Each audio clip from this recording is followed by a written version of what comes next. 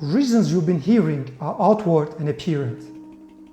When considered from the point of view of divine determining, the results pertaining to the hereafter and spiritual rule and spiritual progress that the tragedy won for Hussein and his relatives were of such high worth that the stress they suffered due to it was made easy and cheap.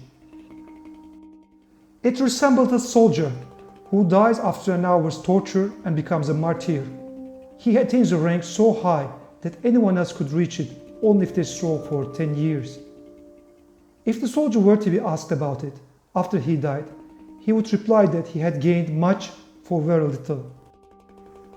The wisdom in that tragic end, from the point of view of divine determining, was this: Hassan and Hussein and their family and descendants were destined to hold spiritual rule. It is extremely difficult to bring together both worldly and spiritual rules. Therefore, divine determining made them feel disgust at the world. It showed them its ugly face, so that they should cease to feel any attachment to it in their hearts. They lost a temporary, superficial rule, but were appointed to a splendid, permanent spiritual rule.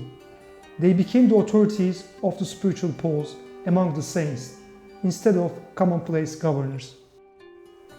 Worldly rule is deceptive, and this family had been appointed to preserve the decrees of the Quran and the truths of Islam.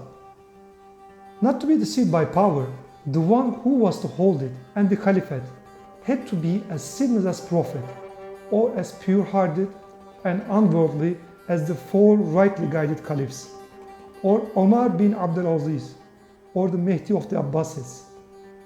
In fact, the Caliphate of Fatimid dynasty, which was founded in the name of the family in Egypt, and the rule of Almohads in Africa, and the Safavid dynasty in Iran, showed that worldly rule was not suitable for the family, for it caused them to neglect their primary duty, the production of religion and the service of Islam. When, on the other hand, they gave up worldly rule, they served Islam and the Quran brilliantly and successfully.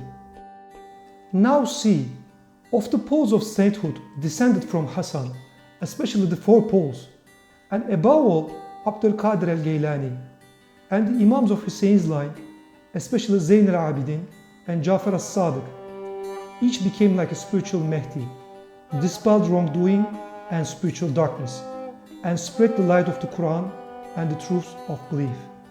In so doing, each showed that he was a true heir of his noble forefather.